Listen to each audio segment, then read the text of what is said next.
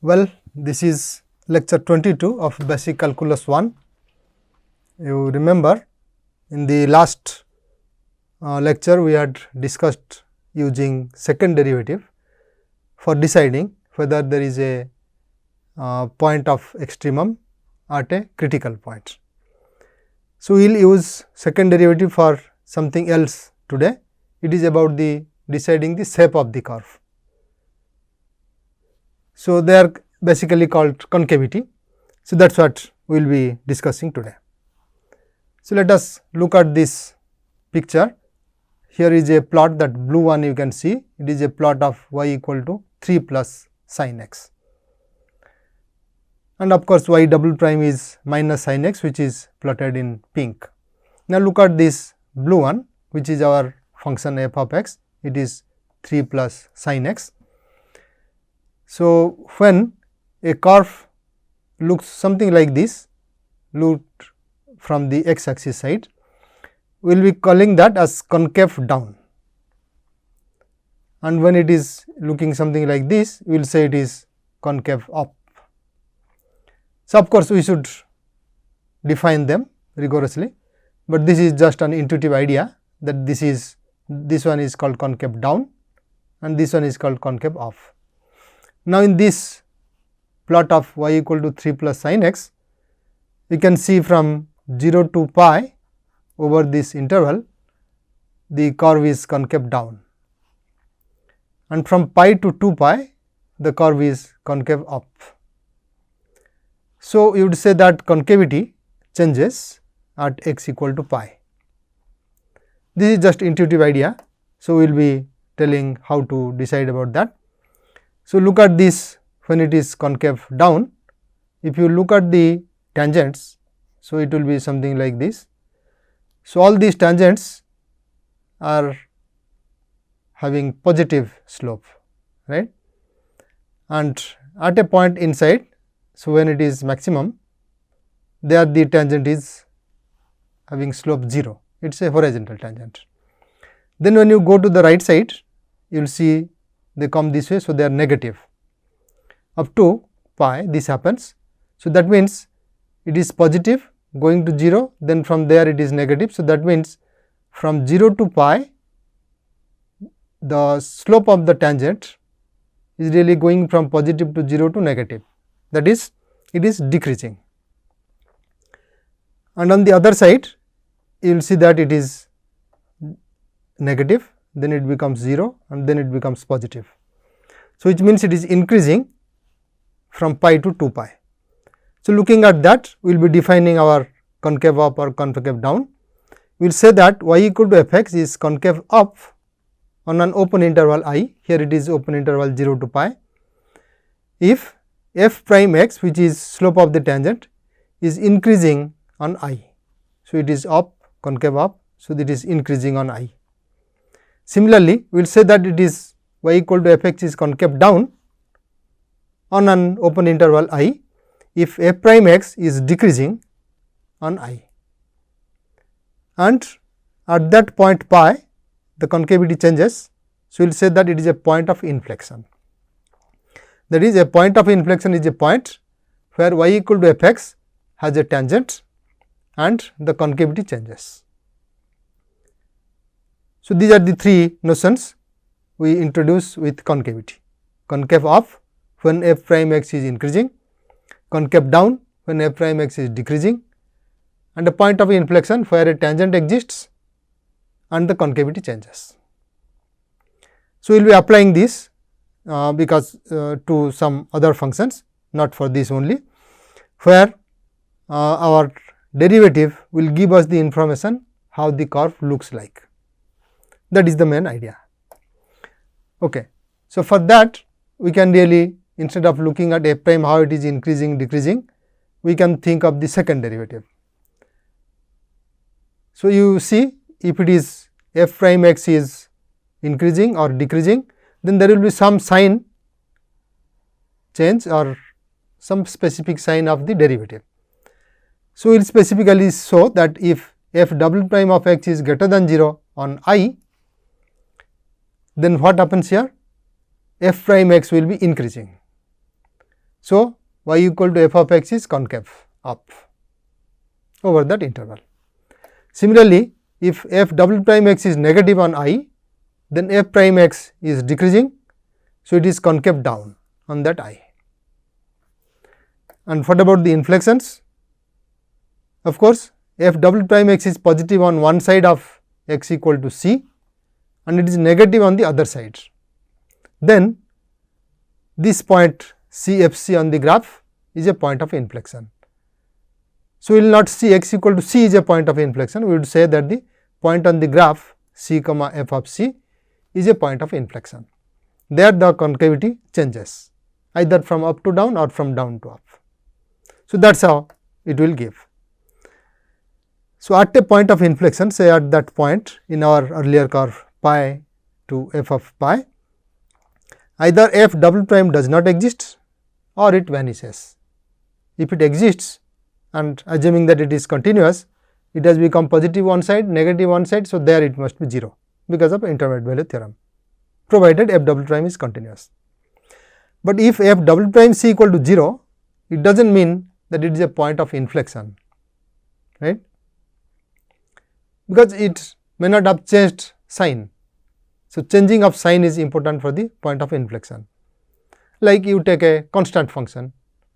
So, you would not say that every point is a point of inflection because f double prime c is 0, that we want to avoid.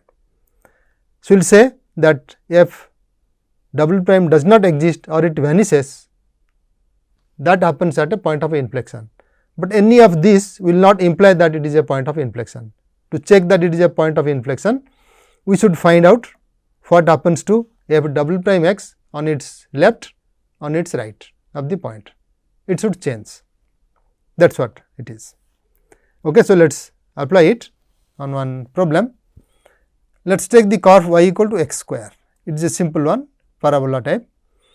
It is concave up everywhere because y double prime equal to 2, that you can find y double prime 2, it is greater than 0. Therefore, it is concave of everywhere. As you see, it looks something like this. Okay.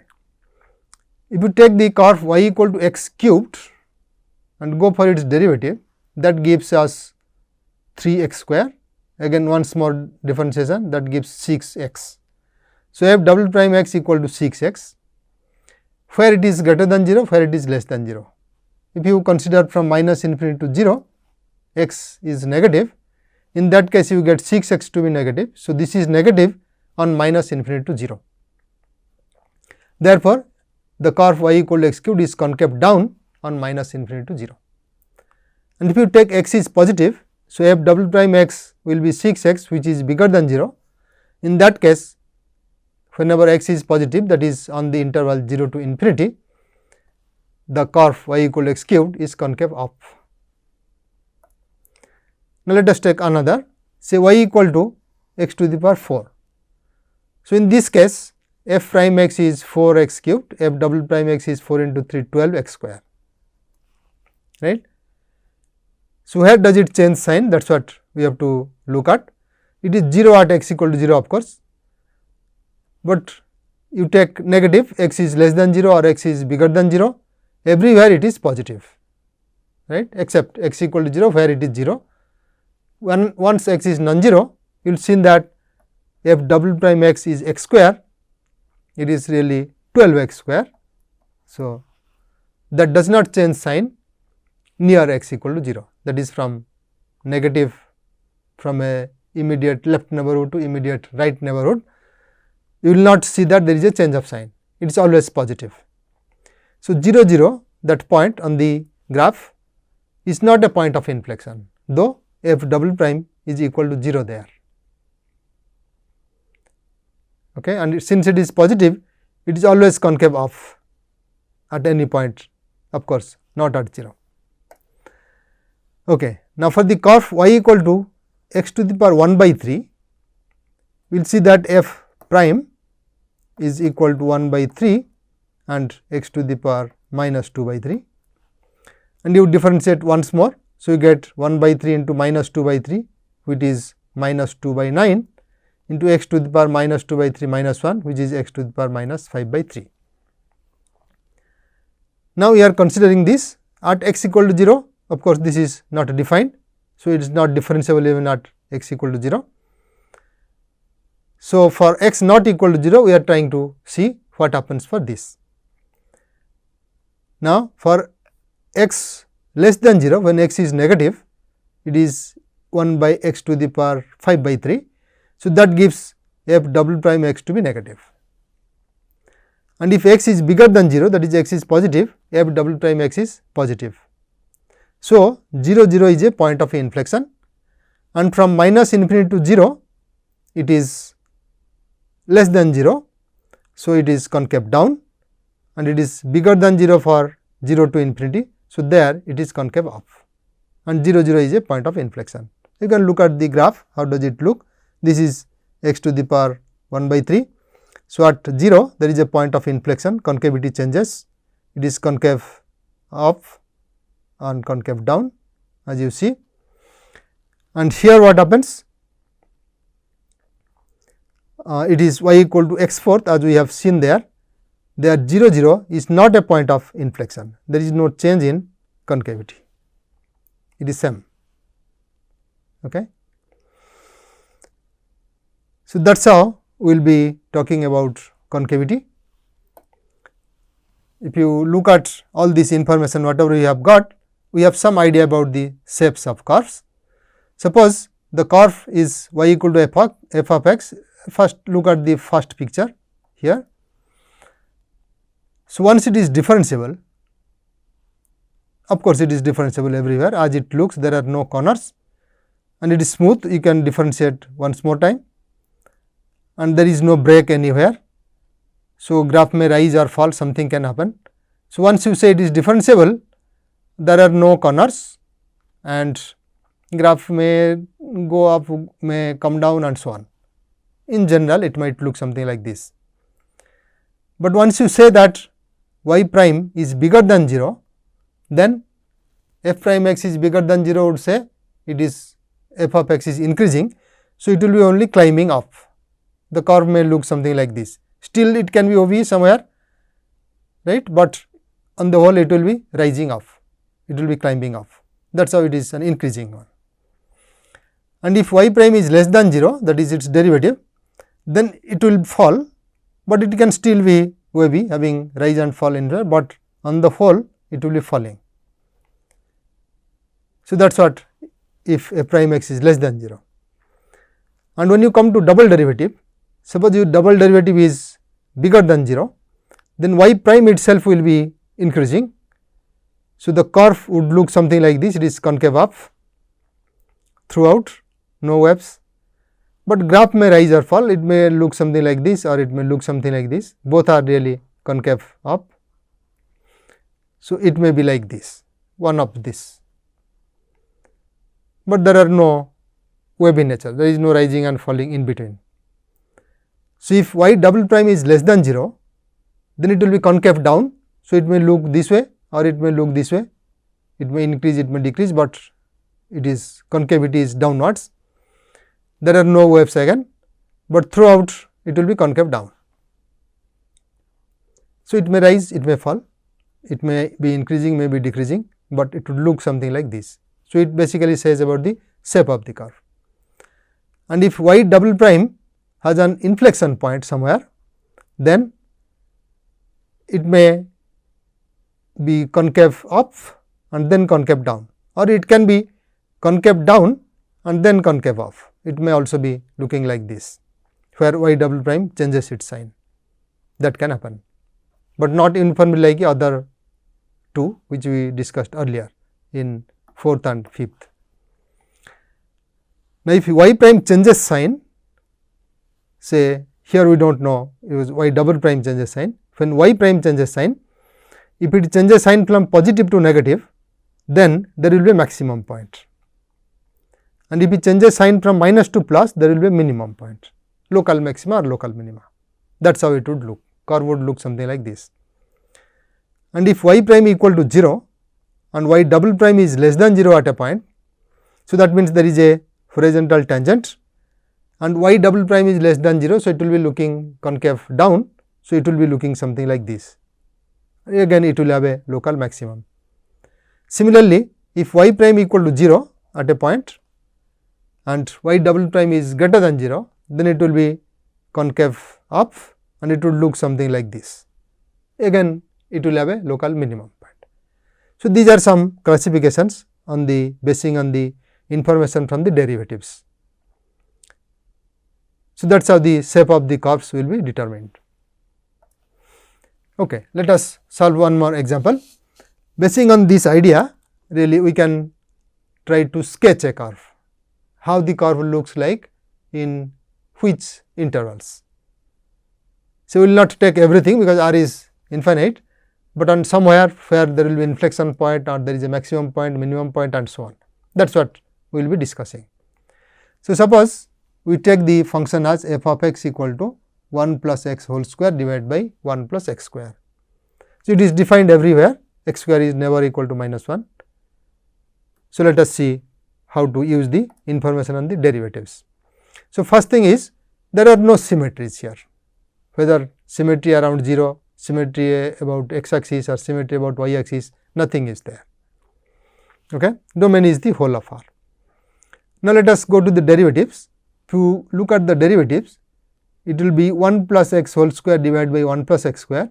So, it will give you 1 plus x square times derivative of 1 plus x square, which is 2 into 1 plus x, and then minus derivative. So, 1 plus x whole square into derivative of 1 plus x square, which is 2x, and this divided by 1 plus x square whole square, that will be the derivative. So, if you simplify, that would give 2 into 1 minus x square divided by 1 plus x square whole square. And similarly, you go for the second derivative, differentiate it again, you would reach here, it will be 4x into x square minus 3 divided by 1 plus x square to the power 3. So, 1 plus x square is cancelled. So, that is the derivative, first and second derivatives. Now, equating this f prime x equal to 0, it is differentiable everywhere. So, just equate it to 0 to get the critical points. So, the critical points will come from this numerator being 0, which is giving minus 1 and 1. These are the critical points. So, around this point we have to see there is a possibility of maxima, minima and so on. So, we look at the since we have already second derivative, we use the second derivative test for finding extreme points. So, let us look at x equal to minus 1, what about f double prime? So, substituting minus 1 there, we would get 1 minus 3, so that is negative, down is positive anyway. So, x square minus 1 is, this is minus 1 when you take, it will be 1 plus 1 cubed. So, it is 1, f double prime at minus 1.